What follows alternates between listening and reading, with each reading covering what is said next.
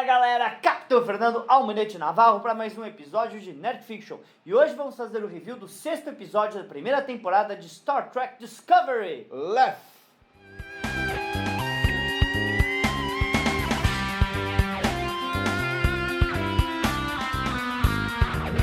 Muito bem, pessoal, seja bem-vindo. Estamos no 6º episódio em review de Star Trek Discovery.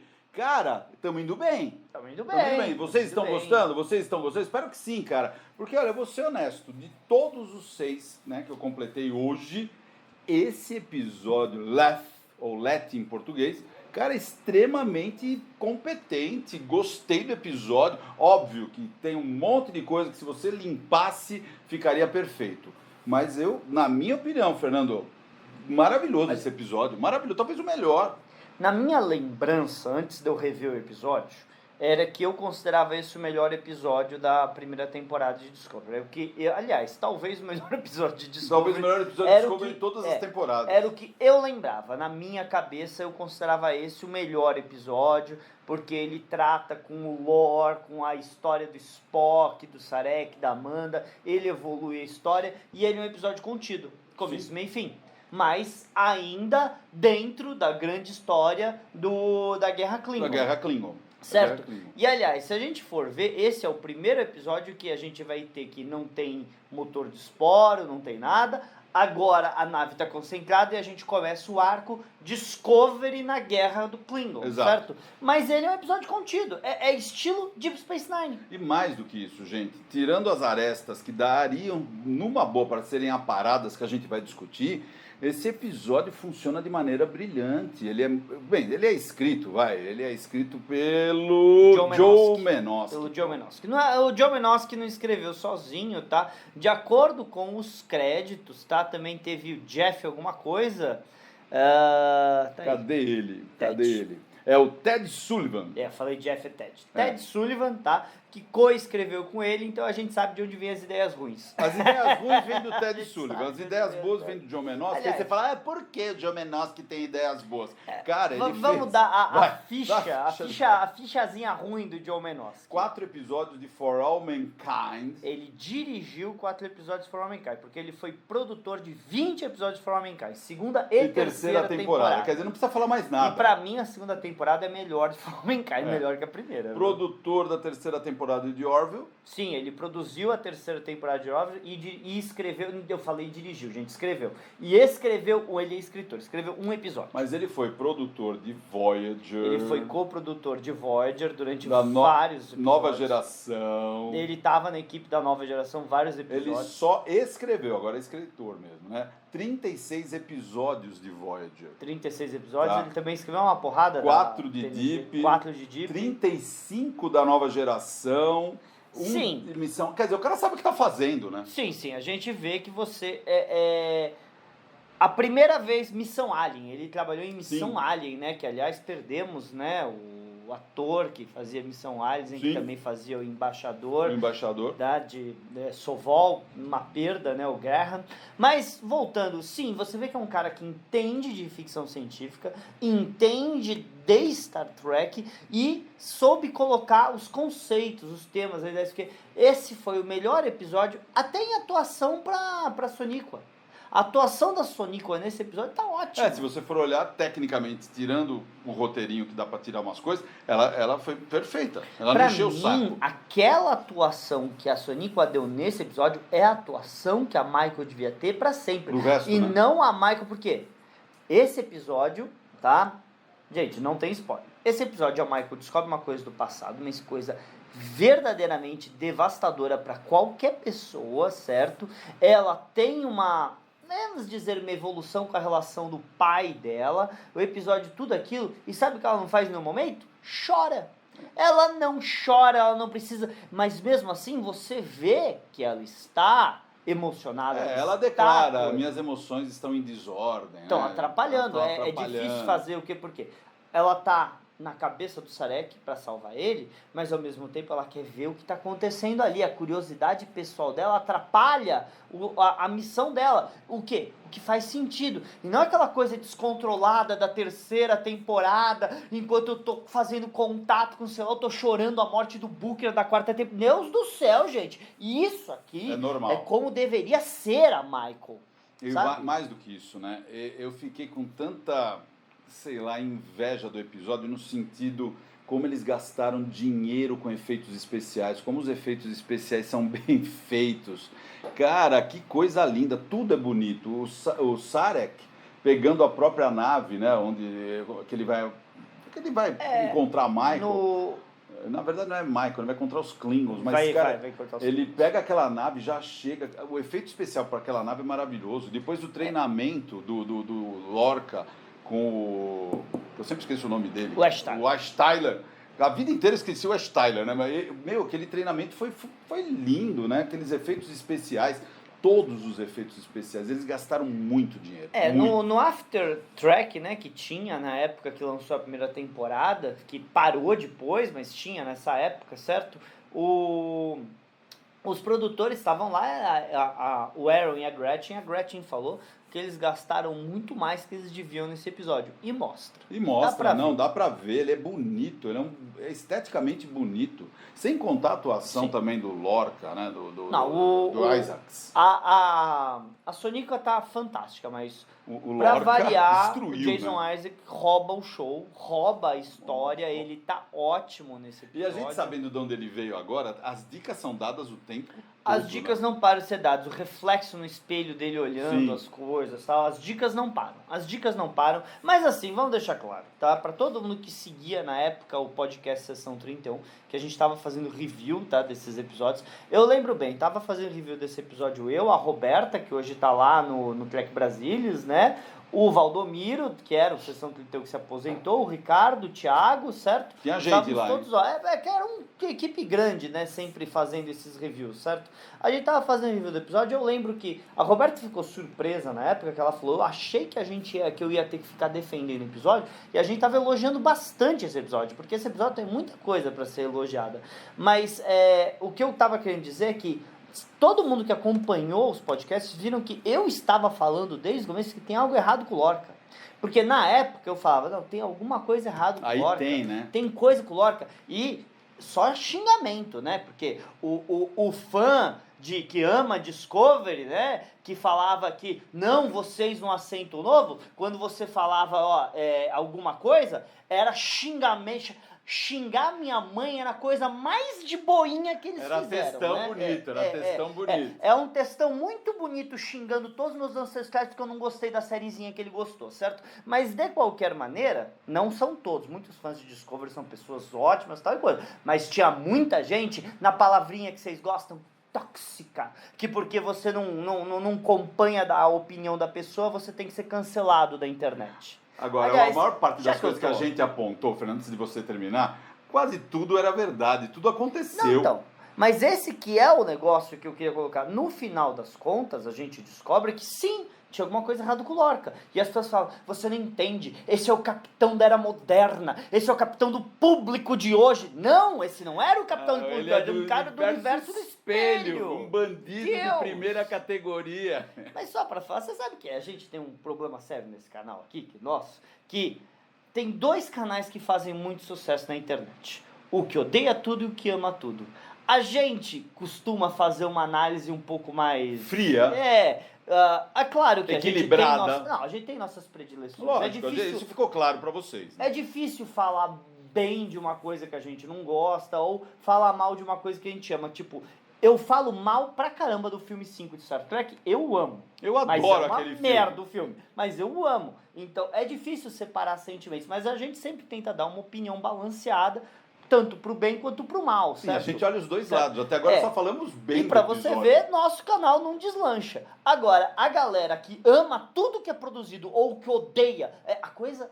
Gente, é o radical, né? Canal que odiou a terceira temporada de Picard, estourando. Canal que amou a segunda temporada de Picard, estourando. A gente ficamos sempre no mesmo lugar.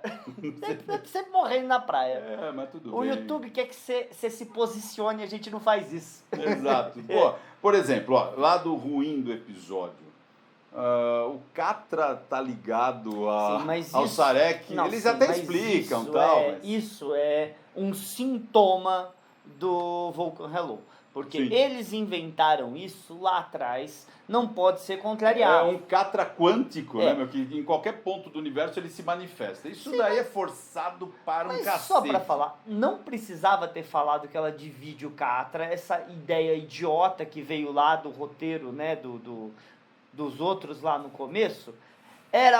Se você não tivesse aquilo, Lança um você sinal ainda de perigo, conseguiria. Não, mas não precisa. Você lembra que na série original, quando a Intrepid, quando os vulcanos morrem, o Spock sente. Sim. O Spock sente Sim. aquilo. Então, os poderes o Sarek poderia estar de maneira involuntária, por estar desacordado, Passando informações telepáticas. tá mandando um sinal de socorro, e a Michael, por causa de um elo mental que teve com ele quando criança, para balancear ela e ter crescido com ele e ser meio que o pai adotivo dela, ter sentido alguma coisa, é uma explicação perfeita pro canon. Não tinha necessidade de dividir Catra. Ó, outra coisa, né? Falar que as facções vulcanas xenofóbicas existem. Cara, vamos lá, os vulcanos aderiram à lógica, Mas eles olha, não tinham Luiz, isso. Não, assim, eu tenho que defender Eu sei isso que você aí. vai falar de Enterprise. Eu vou falar Tá, de você Enterprise, vai falar de Enterprise, mas, Sirenitas. cara, A gente viu que também tinha os outros caras que não seguiam Surak, que eram das Sim. emoções, que vai dar origem, supostamente, ao irmão do Spock, o Sybok. Cyborg. A gente tem isso. E na nova geração, lá, a gente tem no episódio, eu acho que é no Gambit, que eles estão atrás de artefato vulcano, que eles falam que tem movimento vulcano Sim. de isolamento e separação. Então, não é tão ruim assim. Eu entendo, mas me incomoda demais esse tipo de coisa. Eu entendo que vai contrário à filosofia do Idic vulcano, mas você tem que entender que só porque a pessoa fala e repete as coisas que aparecem em tela ou coisa, não quer dizer que ela entenda. Eu tava vendo outro dia um review sobre A Feel Good Man, que é aquele famoso filme do Jack Nicholson e do Tom Cruise, Sim. sabe? Que uma entrevista, como é que é o nome que fazia 24 horas? Kiefer Sutherland. Kiefer Sutherland falou que o personagem dele leu o código, leu a Bíblia, recitava ele e não entendeu nada do que ele escreveu. E era esse o personagem dele. Existem pessoas que não entendem. Existem pessoas que assistem a Star Trek a vida inteira, e aí quando a gente chega e fala, vamos na convenção, ela fala, não me sinto segura na convenção da nova frota. E fala que os outros escreveram errado, assistiram errado. Então, é difícil essas pessoas que, de graça, criticam o trabalho dos outros como o nosso, assim, de graça, só pra criticar. É que você porque, se incomoda, porque eu nem ligo pra essas pessoas. eu me incomodo porque eu não vou fazer declaraçõezinhas políticas pra esquerda ou pra direita pra ganhar view pra um lado ou pro outro, porque além de eu ser funcionário público, isso não é bom pra minha carreira, o canal aqui tem que ser imparcial. Eu também acho. Só que a Tanto é os pessoa dois fica atuam chateada assim. porque eu não quero escolher lado. Nós não vamos escolher nunca, nós vamos falar o lado de um lado do Vai outro, falar o que é os bom dois de um, lados. que é bom de outro, o que é ruim de Mas- um, que é ruim de outro. É só Mas isso. vamos continuar. Vai, o que você acha bem ruim lá? Vai. O Ash Tyler trabalhou muito, Poucas. muito. É pouca coisa. Por exemplo, no começo todo mundo meteu o pau no simulador de combate. Então, eu adorei né? aquilo dessa Simulador vez. de combate. Primeira coisa que eu falo é que em Star Trek Enterprise, o Malcolm soltava coisas holográficas para eles darem Sim. tiro lá na área de carga. Então, a tecnologia de hologramas estabelecida, certo, em Enterprise existia para simulador de combate. Não necessariamente Com um aquele holodeck. grau, aquele Não grau necessariamente de um holodeck. qualidade. Vai. E uma coisa e outra tem aí quase 100 anos entre Enterprise e Discovery. Então é de imaginar que a tecnologia de simulação de combate Evoluiu bem. evoluiu. Ficou lindo, hein? Outra coisa, na série animada, a Enterprise do Kirk tinha um simulador ambiental, ainda não um holodeck, mas tinha. E no episódio do Sulu de Voyager, certo? A gente vai ver Sim. eles falando que existia um holodeck. Ela chega pro Tuvok. o holograma do Sul não parece nada com o holograma que tem na série Fossil. Os hologramas do século 23 não eram tão bons assim. Entendeu? Então, a tecnologia holográfica existia. Era tão avançado na nova geração? Não, não é. Porque a gente vê no Last Goodbye, que é aquele episódio que o Picard brinca Dixon Hill da primeira temporada, que eles tinham acabado de revolucionar a tecnologia de holodeck para personagens mais interativos e tal. E eles estavam empolgados com isso. Então, sim, existe uma evolução, mas não quer dizer que a evolução quer dizer que aquele foi o primeiro holodeck da vida. Mas então, isso não te atrapalhou também. De maneira alguma, mas isso foi muito criticado. Foi muito criticado na época. É engraçado. Coisas que, na verdade, têm explicação são criticadas. Agora, um Klingon, no final do episódio, fazer uma tática totalmente desonrosa, horrenda... Essa é a pior parte do episódio. Isso ninguém critica. Veja, no final do episódio, aquela armadilha que os Klingons fizeram para matar a sangue frio todo mundo que estava ao redor, aquilo foi nojento.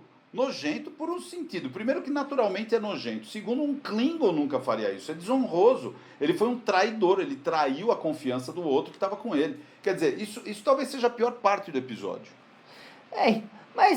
Eu acho que isso foi horrível. Eu acho que isso foi horrível, tal. Aliás, nem era necessário aquela cena ser mostrada. Não. Tudo que você Muita violência à toa. Tudo que vai, mas Discovery sempre gostou de chocar o público, falando uns palavrão aí, mostrando cabeça de bebê decepada e outras coisas, sabe? Sem necessidade. E o pessoal acha, não, legal. Mas Star Trek não é isso, pô. Só o fato dela ir e você ter o Lorca no quarto dele e o Saru aparecendo, nós perdemos comunicação com a nave da Almirante. Ela chegou? Sim, ela chegou, mas...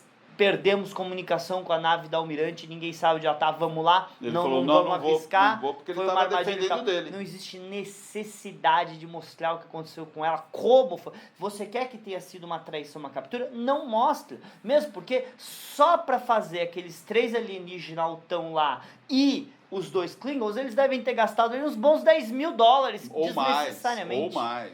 Aliás, numa cena inútil. Nós estamos falando da época que Discovery gastava 8 milhões por episódio. 8 milhões por episódio. Isso aí foi reportado. E não foi reportado no sitezinho nosso ou do outro. Não. Foi reportado em Deadline, nos trades que eles chamam, que são os grandes, que não ia... No caso, a Netflix, segundo ela mesma, dava 4 milhões por episódio. Até mais. Né? Até mais. Mas de qualquer maneira, então, eles tinham dinheiro, mostraram. Agora, tem ótimas partes no episódio. Por exemplo, aquela hora que o Stamets cria um negócio para Michael ficar, eles colocaram os negócios de pressão exatamente onde vai o dedinho no elemental. Olha que coisa inteligente. Eles explicaram de uma maneira rápida por que a Discovery não podia ir, por que eles tinham que colocar. Por quê? Porque eles queriam colocar a Tilly, a Michael e o Ash Tyler numa situação para eles se conhecerem, porque eles querem que a Michael tenha uma relação. Então eles criam uma situação. Por que a Discovery não pode ir? Porque os micélios não vão se dar muito bem ali. Você cria as desculpas, sabe? Você cria... E não na segunda temporada que a Michael faz todo mundo parar uma missão para choramingar que a mãe dela não quer ver ela. Sabe? Não, você cria no roteiro motivos para as coisas. O roteiro é redondinho. O John Menos foi ótimo. Mas quem dirigiu esse episódio foi o... O diretor é Douglas Arniokoski. É um nome terrível para falar. Arniokoski. Ele é produtor de Star Trek Picard, ele dirigiu coisas de 5 episódios de Star Trek Picard, dirigiu vários de Discovery, é produtor de Short Tracks, dirigiu um Short Tracks, e ele, a carreira dele começou quando ele dirigiu o Endgame do Highlander, que é aquele filme Highlander, mas dá pra assistir. Eu gosto do filme, eu só não gosto que cortaram a cabeça do Connor McCloud, mas em termos de filme eu adoro o Endgame. Não, matar o Connor naquele filme foi sacanagem. O Duncan lutando lá, a espada, eu acho que era com o Jet Li, não lembro. E ele participou também, dirigiu muita coisa de Salvation, né? Dirigiu Salvation. Tive uma outra série que acabou quando tava ficando maravilhosa. Quando tava ficando boa, foi cancelado. Aliás, esse episódio se passa em 2256, exatamente uma semana atrás do outro. Como a gente sabe isso? Porque a Almirante fala pro Lorca, há uma semana atrás você estava sendo torturado. Então, passou-se uma semana do outro. Eu não lembrava que ele tinha um caso com a Almirante, sabia? Então, provavelmente quem tinha um caso com o Almirante era o Lorca. Sim, era o Lorca original. Real, né? Tal. Mas é interessante, a gente tem algumas curiosidades legais, né? Por exemplo, Leaf, né? Que é o nome do episódio. É uma citação mitológica, literária, na melhor tradição de Star Trek. De criar um nome que vale a pena, né? Nomes de citações bonitas e tal. Leaf, gente, é um rio que, de acordo com a mitologia grega, passa pelo inferno, né, lá nos domínios de Hades, e se você beber ou só provar a água desse rio, você teria amnésia. Então todo esse negócio liga com a situação da Michael, liga com a situação do Sarek, liga com a situação do Ash Tyler, liga com a situação do Lorca não lembrar, porque ele não viveu, não lembrar a vida do outro redondo, Lorca. né? Ele faz coincidir 4 personagens com o título.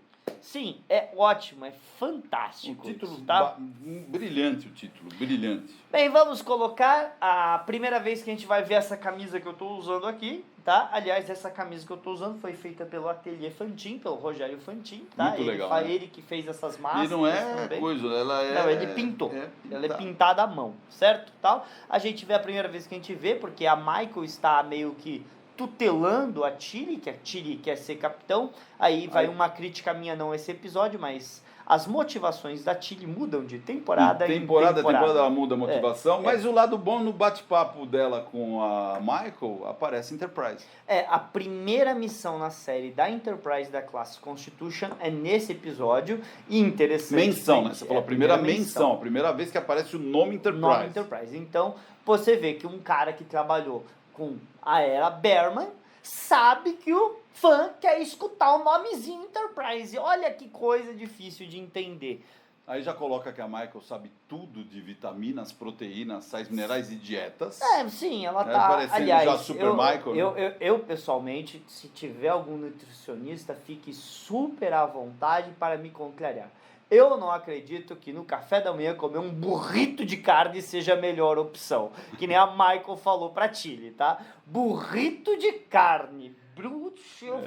Eu ia ficar redondo o resto do dia se eu mandasse um burrito de carne. Com muita pimenta logo de café da manhã, hein? É que isso é coisa de americana. E uma café da manhã pesado. É uma tequilinha em um burrito. Por que não? Pra acordar, né? Gente, a outra coisa interessante é que Vulcano, né? Vulcano foi gravado, né? As cenas de Vulcano. Vulcano foram gravados em locação lá em Toronto. Eu acho que era um museu. É um museu chamado Aga Khan. Agora, uma coisa que eu vou falar que aí eu tenho criticado esse episódio é que o céu de Vulcano não é azul, seus animais. Tudo bem, vai, tudo bem. Sabe? Mas, não, é difícil. Vulcano, Planeta Vermelho, desde a série clássica. Eles voltaram para Vulcano nos filmes, tá? O céu sempre foi avermelhado, alaranjado. Não, os putos me botam um céu azul. Azul brilhante. Agora, vem cá, Fernando, você enrolou. Qual foi a pior parte do episódio? Aquela que você fala, puta, tira, do Vulcano? A parte que mais me irritou foi a hora que a Amanda, aliás, Amanda interpretada pela atriz... Putz, qual o nome dela? Cadê a Amanda? Aqui, em elenco. Mia Kirshner. Ela vai voltar várias vezes, né? 8 vezes ela interpretou a Amanda e ainda vai pra Strange New Worlds, né? Ela apareceu agora na segunda temporada, tá?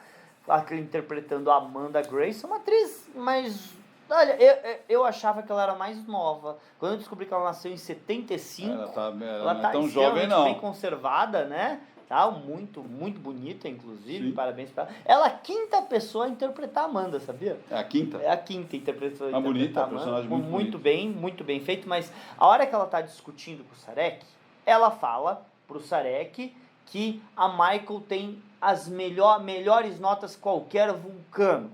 Eu não gostei.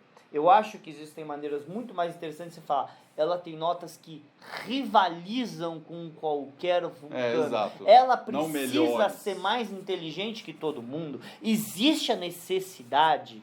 Por exemplo, quando eles querem mostrar que o Riker foi o top foda da academia, sabe o que eles falam? Eles falam que ele se formou em 8º da classe dele. Por quê? Porque ele não se formou em primeiro, ele se formou em 8º. Certo? Você coloca uma coisa mais incrível, colocar, quando se forma na classe da academia? 1000 cadetes. 1000 cadetes? O cara é o 8º, o cara é bom, hein? Não, ela tem que ser melhor que qualquer Vulcano. E quando você fala qualquer Vulcano, você tá falando da porcaria do planeta, né? Exato. Deus do céu, então, o Sarek tinha na casa dele uma humana que tinha melhores notas que qualquer Vulcano. Ok, você pode achar que ela estava usando superlativos e exagerando, mas isso é Vulcano. Por mais humana que ela seja, está em Vulcano. A precisão é importante. Não vai bater um Vulcano nunca. Mas eu gosto muito dele revelar que, na verdade, o Sarek escolhe o filho a ela, e no final das contas a ideia de que o Spock rejeita a Força Expedicionária Vulcana para ir para a academia da frota. Isso achei tão poético. Ele escolher o filho de carne e sangue do que a filha de criação, e no final o filho de carne e sangue rejeita ele, enquanto a filha de criação só queria deixar ele orgulhoso. Então, Olha isso que é animal. qualidade de roteiro. Sim. Aliás, uma coisa que Discovery perdeu por ter ido para o futuro, porque Discovery foi para o futuro no final da segunda Pra temporada e tentar perdeu fugir, a né, de oportunidade. tanta crítica. Sim, foi, totalmente, mas eles perderam a oportunidade de você colocar frente a frente o Spock, o Cyborg e a Michael. Você colocar o Vulcano de puro sangue, filho de uma princesa Vulcano que rejeita a lógica, o mestiço que Respeita a lógica. que respeita a lógica e vive entre os dois mundos, e a humana de criação sem nenhum sangue, que é a que quer fazer o pai orgulhoso, diferente dos dois filhos de sangue. Cara, trazer essa dicotomia entre os personagens em tela ia ser fantástico. Mas não, Ninguém isso pensou não pode nisso. ser feito. Eu acho que metade Isso não sabe pode nem quem é acontecer. Cyborg. Talvez não. Cyborg meio que apareceu, né, de costas na primeira temporada de Strange New Worlds, mas olha a oportunidade perdida De fazer um que bom esse episódio. Pega pessoal o cara que sabe escrever e fala, escreve claro sobre isso. Não, é claro que Strange New Worlds sempre pode fazer um flashback, colocando os três juntos, né? Colocando a Michael, trazer a Sonico, afinal, a Sonico está interpretando ela aqui em 2256, e nos flashbacks, que ali seria mais ou menos 2249, de acordo com a história, 10 anos antes, está interpretando tranquilamente ela adolescente, podemos muito bem fazer a mesma coisa. Por que não? Afinal, o Riker em Enterprise completamente fora de forma, fingiu que ele ainda estava na nova geração, né? Então por que não pode? Tá certo. Mas eu acho que a gente explorou bem o episódio, Fernando. Sim, é um episódio muito bom, como eu falei, né? Mostra diversas coisas extremamente interessantes de se mostrar, brinca com o lore, não desrespeita o canon, certo? E tirando alguns superlativos ali, ele é ótimo. É ótimo. Ele é ótimo. Famoso, o Lorca sabia que a Almirante Cornwell ia ser capturada? Não. Ele suspeitava?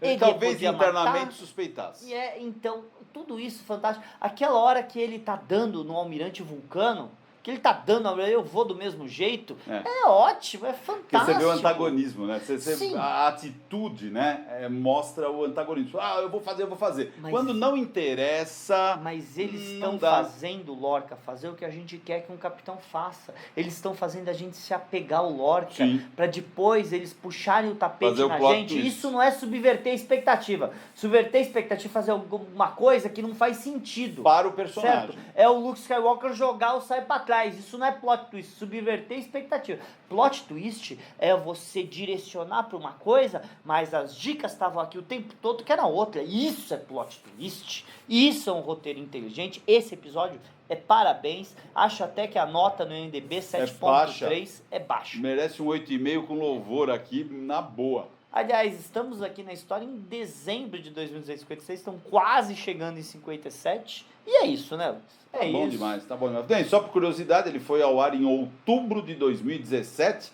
Vou te dizer uma coisa, hein? Não tem o que fazer, pega esse episódio, dá pra assistir. Ótimo episódio. Dá pra assistir. Melhor, talvez, de toda a série de Discovery. Aí a gente... o que acontece é que Discovery teve um hiato no meio da primeira temporada, vai ter mais 3 episódios, e aí ela para. Ela meio que passou por umas reformulações, umas coisas, por causa que todo esse começo de Discovery tinha meio que sido planejado pelo Brian Fuller e tal. Então, a partir daí é o ponto que você não tinha mais nada de Brian Fuller, e aí você tem mais o Aaron e a Gretchen assumindo E aí tem que remodelar coisa, a estrutura. né? Vai ter bons episódios, mas eu acho que é aí que a coisa começa a degringolar, viu? De verdade. Tem muita coisa que eu não gosto nessa primeira parte da temporada, mas ela ainda tá numa qualidade extremamente alta. Eu acho que a coisa vai começar a degringolar na segunda parte. E a gente olhando agora, né, com um olhar mais distante no tempo, no espaço e na emoção, você percebe que é tudo assistível até o episódio 6. Mas olha, Luiz, a gente pretendia fazer a primeira e a segunda temporada antes da estreia de Discovery. Acho que não vai dar tempo, porque vai estrear a quinta temporada em 4 de abril, certo? Então provavelmente a gente vai estar fazendo review de Star Trek Discovery quinta temporada, enquanto ainda estamos falando das temporadas Quando antigas. Quando a gente for falar da quinta temporada, vocês vão ver a gente chorando aqui. Eu aposto que os roteiros vão ser Não um só pior a gente, que mas o a outro. Michael também. Porque ela Nós adora e a chorar. Michael, a gente pode botar um íconezinho da Michael chorando junto com a gente. Momento do choro do episódio ruim. Espero que não, espero que não. Mas é isso, gente. Então, curte, compartilha, comenta, fala pra gente o que você achou desse episódio, o que você achou aqui do programa. Se você review, o que você acha, sua opinião mudou, melhorou, piorou, fala pra gente que a gente tem muita curiosidade de ver o que vocês também acham. É isso aí, pessoal. Então, até a próxima. Tchau, tchau. Falou, galera.